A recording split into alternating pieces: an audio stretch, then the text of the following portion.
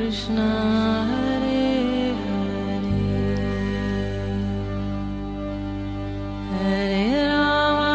हरे राम राम राम हरे हरे। नमस्कार, रेडियो मानव रचना 107.8 पर मैं हूं सरिता आपके साथ और ये वक्त है कुछ जानने का अध्यात्म के विषय में, यानी कि ये वक्त है प्रोग्राम आत्म दर्शन का, उस प्रभु परमात्मा के दर्शन करने का, उस श्री कृष्ण के दर्शन करने का। और इस प्रोग्राम में हमेशा की तरह हमारे साथ स्टूडियो में मौजूद हैं रागलेखा दासी जी, चरण आश्रित युगाचार्य श्री श्री मद्भक्ति वेदांत नारायण गोस्वामी जी की शिष्या। मैम, आपका बहुत बहुत स्वागत है हमारे स्टूडियो में। हरे कृष्णा। रागलेखा दासी जी से हम जानते हैं हर हफ्ते बहुत कुछ इस अध्यात्म के विषय में, और आजकल हम बात कर रहे हैं श्री श्री भगवद्भागवतामृतम के दूसरे उपाख्यान के बारे में, जहाँ पर साधन और साध्य की विशेषता बताई गई है। वो कौन है साधन और साध्य, ये बताया गया है। और अभी हम जिस कड़ी में आगे बढ़ रहे हैं वो गोप कुमार की कहानी, जो वो उस ब्राह्मण को सुना रहे हैं, जो निकले हैं श्री कृष्ण को ढूंढने के लिए, उस परमात्मा को ढूंढने के लिए। और गोप अपने जीवन से, अपने जीवन की वो कहानी सुनाकर उनको उनके दर्शन कराना चाहते हैं। आगे बढ़ते हैं इस कड़ी में। गोप कुमार जी जहाँ पर पहुँचे हैं जगन्नाथपुरी में, और उन्होंने उस परमात्मा के उस विकसित रूप का दर्शन कर लिया है और अब वो सेवा करना चाहते हैं उस प्रभु की। तो जानते हैं इस कड़ी में आगे किस तरह से उन्हें इस सेवा का मौका मिला। गोप कुमार के गुरुदेव मिले उनको जगन्नाथ जी के दर्शन करते हुए, किंतु वो वहाँ से अंतर्ध्यान हो गए। उसके बाद उन्हें समुद्र के तीरे पे मिले। समुद्र के तीरे पे जब गोप कुमार को देखकर बड़े प्रसन्न हुए, उनको आलिंगन किया और बोले, गोप कुमार तुम इस मंत्र को जप करते रहना। इस मंत्र जप करते करते जो भी मनोरथ करोगे वो पूर्ण होगा, और मनोरथ से अधिक वांछाएं भी पूर्ण होंगी जी। और बोले कि गोप कुमार तुम इस मंत्र जप को भी जगन्नाथ जी की सेवा समझो, और मेरी बात पे विश्वास करके मंत्र जप को तुम कभी भी त्याग मत करना। क्योंकि उन्होंने देखा कि ये जो गोप कुमार है थोड़े मंत्र जप में उदासीन से हो रहे हैं, कुछ होता तो है नहीं, करते जा रहे हैं, सालों हो गए, किंतु ऐसे कि हम लोग भी एक साधक भी हो जाता है। तो किंतु उन्होंने इस तरह से दर्शन दे के उन्होंने उसके मंत्र जप के विषय में उत्साहित किया और बोला इसके जितने विघ्न आदि आ रहे थे सिद्धि के संबंध में वो सब दूर कर दिए। तो बोले गोप कुमार इस मंत्र जप के फल से तुम चिरजीवी होगे, बहुत लंबी आयु होगी, और तुम्हारा एक गोप बालक सदैव ऐसे ही बना रहेगा। तुम ऐसे गोप बालक बने रहोगे और तुम्हारा मन मंत्र फल अर्थात मदन गोपाल के साक्षात दर्शन कर पाएगा और उनकी समस्त क्रीड़ा कौतुक को अनुभव करने के योग्य हो जाएगा। यदि कोई शंका करे कि वृद्धावस्था में तो दैहिक विकारों के कारण सिद्धि रूप सुख संपूर्णता संभव हो नहीं हो सकता है, तो उन्होंने कहा कि सदा सर्वदा ऐसा ही गोप बालक रूप धारण करो। अभी जैसी आयु रूप आदि से युक्त तुम्हारा गोप बालक रूप है, वही किशोर स्वरूप सदा सर्वदा विद्यमान रहेगा। और द्वितीयतः उन्होंने 2 आशीर्वाद वरदान रूपी उनको दिए कि एक तो तुम्हारा गोप बालक ऐसे ही रहेगा, और दूसरा ये जो तुम कल्प ब्रह्मलोक के जैसे वासियों के भांति कल्प सीमित काल तक स्थायी नहीं होगा, बल्कि सदैव विराजमान रहेगा। तो बोले कि गुरुदेव उनके गोप कुमार के कह रहे हैं कि तुम मुझे कभी यहाँ कभी वृंदावन में देखोगे, और मुझे इस प्रकार आदेश दे के अकस्मात फिर से कहीं चले गए। तो अब उन्होंने गुरुदेव के हृदय दुख में अत्यंत व्याकुल हो गए और जाकर मंदिर में जगन्नाथ देव के दर्शन किए। जगन्नाथ देव का दर्शन करके उन्हें शांति प्राप्त हुई और यत्नपूर्वक मंत्र जप में मन लगाने लगे। उनके 2 ही कार्य थे, जगन्नाथ जी के दर्शन करना और मंत्र जप करना।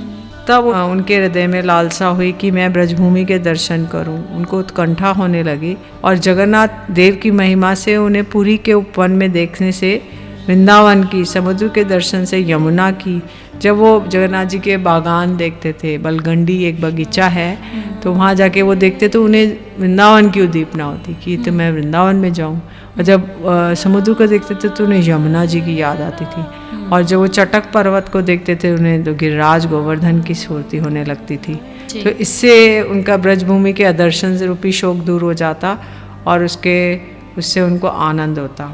इस प्रकार परम सुख पूर्वक वो पुरुषोत्तम क्षेत्र में वास करने लगे, और जगन्नाथ के दर्शन के पश्चात उनकी नित्य गुरुदेव का आदेश अनुसार मंत्र जप करते और अपने वासस्थान पर आकर मंत्र जप करते, और जो उनकी इष्ट वस्तु थी जगन्नाथ जी की सेवा, अतः उसकी सिद्धि के लिए उसी प्रकार संकल्प पूर्वक मंत्र जप करते। अब उनकी ये था कि मुझे जगन्नाथ जी की कुछ सेवा मिले, केवल दर्शन से मन नहीं भर रहा है, तो कुछ सेवा मिले, उस संकल्प को करके वो जप करने लगे। हाँ, क्योंकि उन्होंने कहा था जो तुम संकल्प करो वो पूरा होगा। जी जी। कुछ दिनों के पश्चात पुरी के महाराज भी परलोक सिधार गए। उनकी जो ज्येष्ठ पुत्र ने संसार से अत्यधिक विरक्त होने के कारण उस राज्य को अंगीकार नहीं किया। अच्छा। हाँ, तो तब उनके साम्राज्य के मंत्रियों ने जगन्नाथ देव से प्रार्थना की कि राज्य पद पर किसका अभिषेक किया जाए। उनकी प्रार्थना सुनकर जगन्नाथ देव ने उन्हें स्वप्न में आदेश दिया कि जिसके अंगों में महाराज होने के उचित चिन्ह हो उसी को राज्य पद पर अभिषेक किया जाए। तत्पश्चात मंत्रियों ने मेरे अंगों में, गोप कुमार कह रहे हैं कि गोप कुमार के अंगों में महाराज होने के उचित चिन्हों को देखकर उन्हें ही राजपद पर अभिषिक्त कर दिया। तो अब उन्होंने राज्य पद प्राप्त कर जगन्नाथ जी की विविध जो महासेवा पूजा रूप थी उस समस्त महोत्सवों को पहले की तुलना में अधिक बढ़ा दिया। और उन्होंने 12 मास के जो 12 महोत्सव है जगन्नाथ जी के, दोल, दमनक पुष्प आदि, सुगंधित चंदन जल में स्नान यात्रा, रामनवमी की अभिषेक यात्रा, रथ यात्रा, हेरा पंचमी, शयन एकादशी, पार्श्व एकादशी, जन्माष्टमी, वामन द्वादशी, लंका यात्रा, उत्थान एकादशी, ओणन षष्ठी, पुष्या, पौष और मकर संक्रांति, वसंत पंचमी आदि आदि जो जो महामहोत्सव होते थे उन सबको पुरुषोत्तम क्षेत्र में संसार भर के लोगों के आगमन के उद्देश्य से और भी अधिक आकर्षक बना दिया। इनमें भी गुंडीचा मंदिर महायात्रा को विशेष रूप से समृद्ध कर दिया। गुंडीचा अर्थ है गुंडीचा बाड़ी, अर्थात घर में जाने के लिए जगन्नाथ जी बलदेव और सुभद्रा जी के साथ रथ पर चढ़कर यात्रा करने का महोत्सव। और उस गुंडीचा यात्रा के अवसर पर पृथ्वी भर के प्राय समस्त साधु वैष्णवजन पुरुषोत्तम क्षेत्र में एकत्रित होकर अपने अपने संप्रदाय के नियम अनुसार पृथक पृथक या एक साथ मिलकर प्रभु के सम्मुख नृत्य गीत आदि करते। उस समय उन्हें प्रेम में उन्मत्त होते देखा जाता। तो अलग अलग संप्रदाय के लोग आते और रथ यात्रा में भाग लेते। यदि कहें कि ये तो इस प्रकार महान राज्य के विषयों में संसर्ग में रहते हुए भी गोप कुमार किस प्रकार अपने इष्ट देव जगन्नाथ जी की सेवा करते, तो बोलते हैं कि राज्य और राज्य के उपयोगी सब भोग्य सामग्रियों को जगन्नाथ जी के चरण कमलों में समर्पण कर वो पहले की भांति अकिंचन रूप में रहते थे और साम्राज्य संबंधी समस्त अभिमानों को त्याग कर अपनी इच्छा अनुसार जब भी कोई सेवा करने की इच्छा होती तब उनकी वैसी ही सेवा करते थे। तो वो ये नहीं कि राजकाज में फंसे हुए हैं या कोई वो है, वो सब उन्होंने नहीं रखा और उससे बिल्कुल डिटैच रहकर वो केवल जब उनकी कोई इच्छा होती जगन्नाथ जी की सेवा करूँ उस इच्छा को, उस सेवा को किया करते थे जी। अब इस प्रकार प्रेम क्रीड़ा करते करते कौतुकी प्रभु कभी कभी निश्चल भाव का अवलंबन करते, तब प्रभु के सेवक आश्चर्यचकित होकर प्रभु की उन समस्त लीलाओं का अनुसरण कर परमानंद प्राप्त करते। तो कभी कभी जगन्नाथ जी चलते चलते निश्चल एकदम स्थिर हो जाते थे, चलते ही नहीं थे आगे। तो प्रभु के सेवक लोग उनका उस कौतुक देखकर परम आनंदित होते थे। ऐसे कैसे जगन्नाथ जी चलते नहीं थे? मतलब जगन्नाथ जी जैसे रथ यात्रा पे जा रहे, रथ को खींच रहे हैं, तो अचानक से वो जितना भी खींच ले रथ चलता ही नहीं था। अच्छा। तो फिर जगन्नाथ जी का कौतुक होता था, उनकी इच्छा है ऐसे इच्छा से चलेंगे, नहीं तो चलेंगे, खड़े रहेंगे। तो कभी कभी वो प्रभु के साथ इस प्रकार हास परिहास पे करते गोप कुमार, किंतु वे सोचता कि मैं तो एक आगंतुक हूँ, दूसरा मेरी उनमें एकांत निष्ठा भी नहीं है, अतः मैं किस प्रकार उनकी वैसी कृपा का पात्र हो सकता हूँ। तथापि उत्कलवासी भक्तों के ऐसे स्वभाव के विषय में चिंता करते ही उनके हृदय में वैसी आशा जागृत हो जाती, किंतु उस आशा के साथ मन में दुखित भी हो जाता। वो भी चाहते थे क्योंकि जगन्नाथ जी अपने पंडाओं के साथ, अपने सेवकों के साथ ऐसा करते थे, तो उनके मन में भी इच्छा हुई कि मेरे साथ भी ऐसा कौतूहल करें जगन्नाथ जी। जब वो जगन्नाथ जी के सम्मुख में नाम कीर्तन, स्रोत पाठ, संगीत होता तो उसे श्रवण करने के लिए उन्हें मथुरा का स्मरण होता। उसके स्मरण होते उनका मन व्याकुल हो जाता। तो यद्यपि साधु संघ के प्रभाव से और कमल नयन जगन्नाथ जी का दर्शन करने से उनके समस्त दुख दूर हो जाते, अन्य किसी स्थान पर जाने की इच्छा भी दूर हो जाती। उनको अभी भी माथुर का विरह, मथुरा का जो गोवर्धन का विरह था वो भी सता रहा था। बार बार उनको पुनः पुनः याद आती कि मैं तो मेरे वहाँ पे मैं कितना अच्छे से गोचारण करता था वो तक। तो उसके बाद तथापि साम्राज्य के संपर्क के कारण भगवान के दर्शन से हृदय में पहले जैसा संपूर्ण आनंद स्वाभाविक रूप से उदित नहीं हो पाता था। अब उनको संपूर्ण आनंद नहीं हो रहा था। अच्छा, अभी भी उन्हें वहाँ वृंदावन मथुरा का स्मरण हो रहा था और यहाँ पे साम्राज्य की वजह से लोक लज्जा, लोग क्या कहेंगे, तो तो अब वो जगन्नाथ जी की कुछ कुछ सेवा करते, जैसे उनका मुख मार्जन करना, उनका तांबूल देना। अब उनको वो सुख प्राप्त नहीं हो रहा था इन सब सेवाओं में जैसे कि पहले होता था।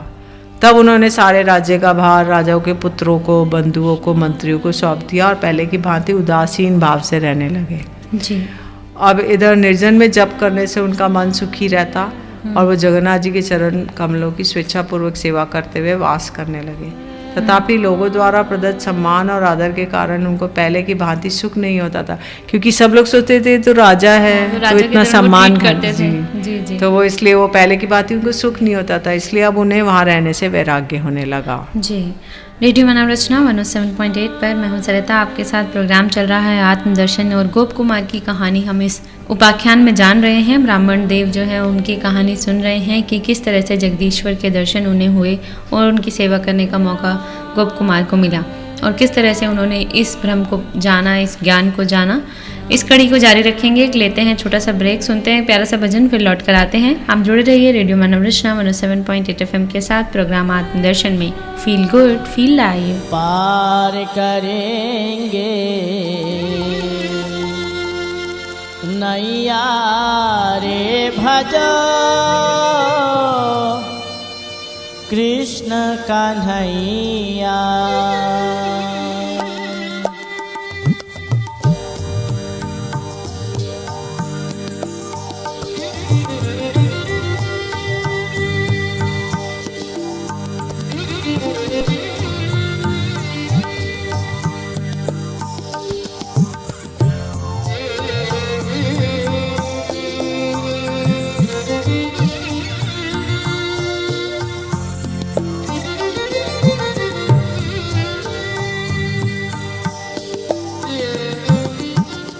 पार करेंगे नैया रे भजो कृष्ण कन्हैया।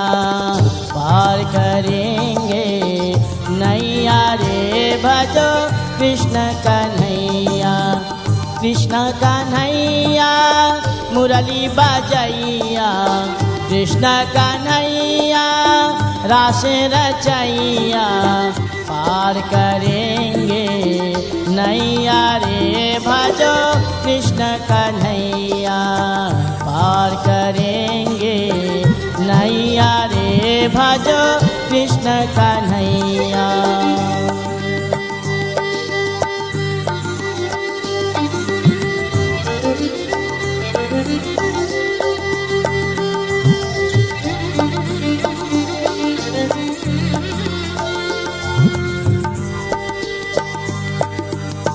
कृष्ण कन्हैया माखन चुरैया, कृष्ण कन्हैया गिरवार उठैया। कृष्ण कन्हैया गौवे चरैया, कृष्ण कन्हैया मुरली बजैया। कृष्ण कन्हैया बंसुरी बजैया। पार करेंगे नैया रे भजो कृष्ण कन्हैया। पार करेंगे नैया रे भजो कृष्ण कन्हैया।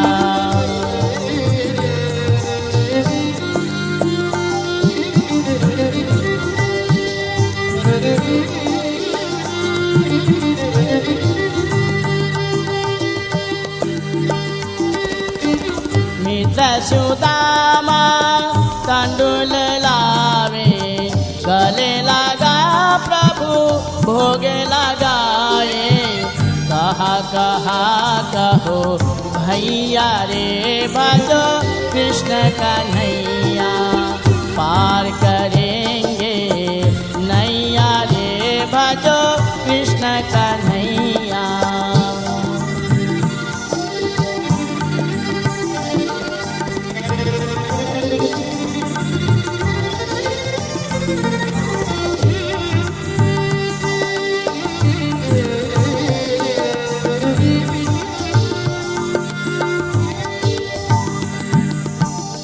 अर्जुन का रथ रण में हाका, अर्जुन का रथ रण में हाका। श्यामलिया गिरी धारी बाका,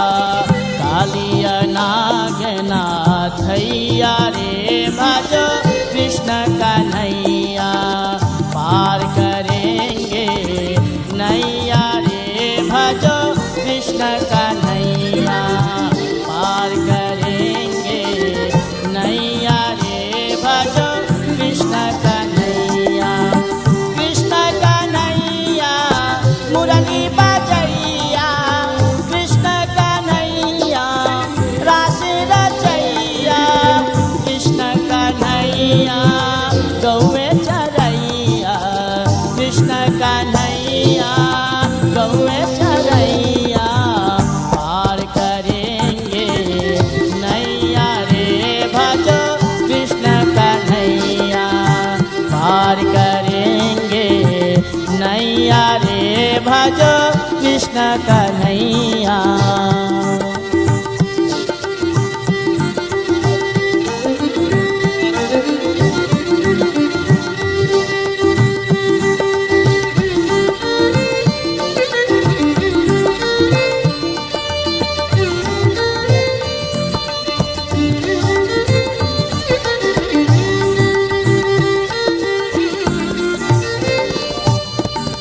द्रुपद सुता को जब दुष्टा ने घेरी द्रुपद सुता को जब दुष्टा ने घेरी राखी लाज ना कीनी देरी आगे चीरे बढ़ैया रे भजो कृष्ण कन्हैया पार करेंगे नैया रे भजो कृष्ण कन्हैया पार करेंगे नैया रे भजो Krishna Kanhaiya.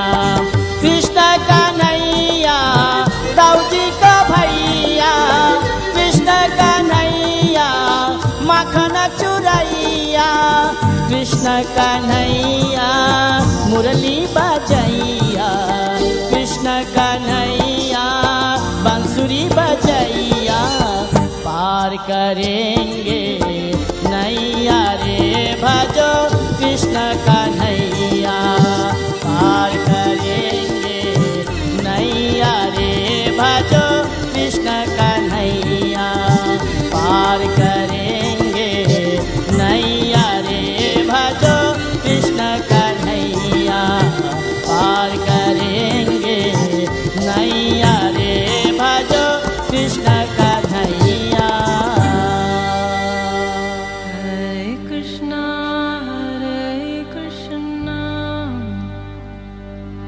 Krishna Krishna, Hare Hare,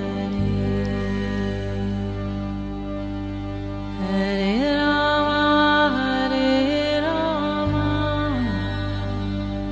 Rama Rama, Hare Hare। स्वागत है आप सभी का एक बार फिर रेडियो मानव रचना 107.8 पर। मैं हूं सरिता, आपके साथ प्रोग्राम चल रहा है आत्मदर्शन और रागलेखा दासी जी से हम इसमें जान रहे हैं श्री श्री भागवतामृतम की दूसरे उपाख्यान के बारे में, जिसमें हम जान रहे हैं साधन और साध्य के विषय में। और जिस कड़ी में हम चल रहे हैं वो है उस गोप कुमार की कहानी जो वो उस ब्राह्मण देव को सुना रहे हैं जो गुवाहाटी से, गंगा से, काशी से, प्रयाग से होते हुए उस वृंदावन में पहुंचे और उस गोप कुमार से मिले हैं। अब गोप कुमार जो है उन्हें अपनी कहानी सुना रहे हैं कि किस तरह से उन्हें दर्शन हुए हैं जगदीश्वर के जगन्नाथपुरी में और किस तरह से उनकी यात्रा आगे बढ़ती चली गई है। आगे जानते हैं इस कड़ी में क्या हुआ रागलेखा दासी जी से। जी, अब गोप कुमार वृंदावन जाने की आज्ञा लेना चाहते हैं, तो एक दिन वो जगन्नाथ जी के समक्ष उपस्थित हुए तो उनका मुख का दर्शन करते ही सब कुछ भूल गए। और इस प्रकार एक वर्ष और बीत गया। तब उन्होंने मथुरा से आए हुए कुछ लोगों से मथुरा संबंधी वृत्तांत को श्रवण किया।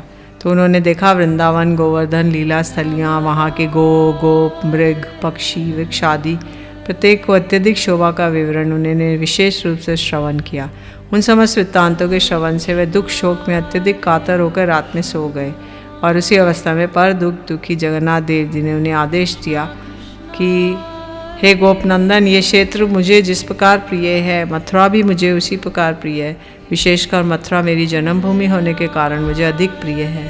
तो हे गोपनंदन, तुम गोपपुत्र होने के कारण उस ब्रजभूमि में ही वास करना ही तुम्हारे लिए उचित है। मथुरा मेरी बाल लीला स्थली है और उन समस्त लीलाओं द्वारा अलंकृत है। जिस प्रकार मैं यहाँ निवास करता हूँ उसी प्रकार मैं वहाँ भी निवास करता हूँ। क्योंकि जगन्नाथ जी ने कहा मेरी वहाँ कौमार, पौगंड और किशोर लीलाएं हुई हैं।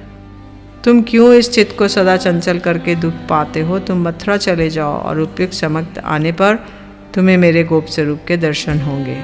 जगन्नाथ जी ने आदेश दिया कि तुम चले जाओ और तुम्हें मेरे, अभी तो मेरे जगन्नाथ स्वरूप के दर्शन हो रहे, बड़ी बड़ी आँखें, मुख, ये सब, तो तुम्हें मेरे गोप स्वरूप के, मैं जैसे गोप बालक बना हुआ तुम्हारे जैसे, उस जब तुम मथुरा चले जाओगे तुम्हें मेरे वैसे वाले दर्शन प्राप्त होंगे। उसके बाद जगन्नाथ जी के पुजारी ने उनके वास स्थान पर आके उन्हें आज्ञा माला दी और जिसे गले में धारण करके वे जगन्नाथ जी के चूड़ा स्थित सुदर्शन चक्र का दर्शन किया और उसको प्रणाम करके वे मथुरा जा पहुँचे। यदि कोई बोले कि स्वप्न मिथ्या भी तो हो सकता है, अतएव इस प्रकार के सपने से प्राप्त केवल मिथ्या आज्ञा पर ही निर्भर होकर उन्होंने क्षेत्र को त्याग कर और मथुरा आ गए। यदि कोई बोले कि झूठा भी तो स्वप्न हो सकता था, तो वो कैसे आज्ञा स्वप्न में आज्ञा लेकर चले आए। तो कहते हैं मथुरा जाने के लिए आज्ञा हुई और उस आज्ञा की बोधक स्वरूप आज्ञा रूप माला, जब उन्हें अगले दिन माला प्राप्त हुई तब वो समझ गए कि ये जगन्नाथ जी की आज्ञा ही थी। गोप कुमार बोले, हे श्रेष्ठ माथुर ब्राह्मण, मैंने मथुरा पहुँच के विश्राम घाट पर स्नान किया और फिर वृंदावन में उपस्थित हुआ। वहाँ गोवर्धन आदि समस्त स्थानों पे इच्छा अनुसार भ्रमण और गौरस पान करते हुए जीवन धारण करने लगा। गौरस अर्थात दूध, गोदूध। तो उसके बाद उन्होंने पूर्व बांधवों से छिपकर रहता था। इस प्रकार भक्ति पूर्वक अपने मंत्र का जप करते करते मैंने यहाँ पर कुछ दिन सुखपूर्वक बिताए। तो वो वापस वृंदावन आ गए हैं जी। और ब्राह्मण को बता रहे हैं कि इस तरह से मैं पूरा भ्रमण करके और जगन्नाथपुरी में दर्शन करके वापस यहाँ पर आ गया हूँ और इसी तरह से उनका अभी भी मैं मंत्र जाप कर रहा हूँ। हाँ, मंत्र जप कर रहा हूँ, गौरस पान करता हूँ, विचरण करता रहता हूँ, घूमता रहता हूँ। जी। उसके बाद उनके अंदर फिर से जगदीश के दर्शनों की फिर से तीव्र उत्कंठा जागृत हुई, इसलिए वह वृंदावन उन्हें शून्य सा प्रतीत होने लगा। उन्हें पुरुषोत्तम क्षेत्र की स्मरण होने लगा। तो गोप कुमार पर किसी विशेष कृपा के आविर्भाव ना होने के कारण, अर्थात इस माथुर ब्रजभूमि के विशेष रस का अनुभव ना होने के कारण उन्हें अन्यत्र जाने की इच्छा हुई। परंतु बाद में जब इधर उधर भ्रमण करके उन स्थानों के तत्वों का अनुभव हुआ, तब गोप कुमार उन सब स्थानों को परित्याग करके इस ब्रजभूमि में ही आए तथा यहाँ पर उनकी अभिष्ट सिद्धि हुई। तो गोप कुमार कह रहे थे कि मैं जगन्नाथ जी के दर्शन से व्याकुल होकर दुखपूर्वक उनके दर्शनों के लिए फिर से उत्कल देश की ओर प्रस्थान किया। रास्ते में गंगा के तट पर मैंने स्वधर्म आचरण में रत कुछ ब्राह्मणों को देखा। रास्ते में उन्होंने कुछ ब्राह्मणों को देखा जो कि अपना धर्म का पालन कर रहे थे। मतलब वो दोबारा गए थे फिर से जगन्नाथपुरी गए। हाँ, क्योंकि यहाँ के वो फिर बेचैन हो गए थे जगन्नाथ जी के दर्शन के लिए। जी जी। वे सब ब्राह्मण बहुत से शास्त्रों को जानने वाले थे और उनके मुख से एक अश्रुतपूर्ण पहले कभी न सुनी हुई बात श्रवण की कि भूतल से ऊपर अंतरिक्ष में स्वर्ग नामक एक स्थान है जहाँ देवता लोग निवास करते हैं। तो अब वो ब्राह्मण स्वर्ग की बातें करने लगे जहाँ पे देवता रहते हैं। जी। रेडियो मानव रचना 107.8 पर प्रोग्राम आत्मदर्शन में जान रहे हैं हम श्री श्री भगवतामृतम के उपाख्यान के विषय में, और इस कड़ी में हम जान रहे हैं उस गोप कुमार की कहानी जो सुना रहा है उस ब्राह्मण को जो आए हैं गुवाहाटी से, गंगा नदी के तट से होते हुए काशी और प्रयाग से, और वृंदावन में वो आए हैं और यहाँ पर उस गोप कुमार से भेंट के बाद गोप कुमार के जीवन का वृतांत वो जान रहे हैं कि किस तरह से उस गोप कुमार को उस देवता के, उस जगदीश्वर के दर्शन हुए, जगदीश्वर के दर्शन हुए हैं। और इस कड़ी में आगे बढ़ते हुए जो है गोप कुमार जी अपनी कहानी जो है उनको सुना रहे हैं कि वो किस तरह से जगन्नाथपुरी से होकर वापस वृंदावन आए, लेकिन वृंदावन में भी उनका मन स्थिर नहीं हुआ और दोबारा लौट गए वो उस नगर की ओर। और रास्ते में उन्हें कुछ साधु मिले हैं जो स्वर्ग का वर्णन कर रहे हैं, स्वर्ग लोक का वर्णन कर रहे हैं। इस वर्णन को जानेंगे हम अपने अगले एपिसोड में कि क्या आखिरकार उस गोप कुमार ने क्या जाना स्वर्ग के बारे में और उन साधुओं से जो जिससे उनकी भेंट हुई है, ये सब जानेंगे इस कहानी में, लेकिन अपने अगले एपिसोड में। अभी वक्त हो चला है हमारे यहाँ से जाने का। रागलेखा दासी जी, आपका बहुत बहुत धन्यवाद हमारे स्टूडियो में आने के लिए और इतनी ज्ञानवर्धक बातें हमसे शेयर करने के लिए। हरे कृष्ण।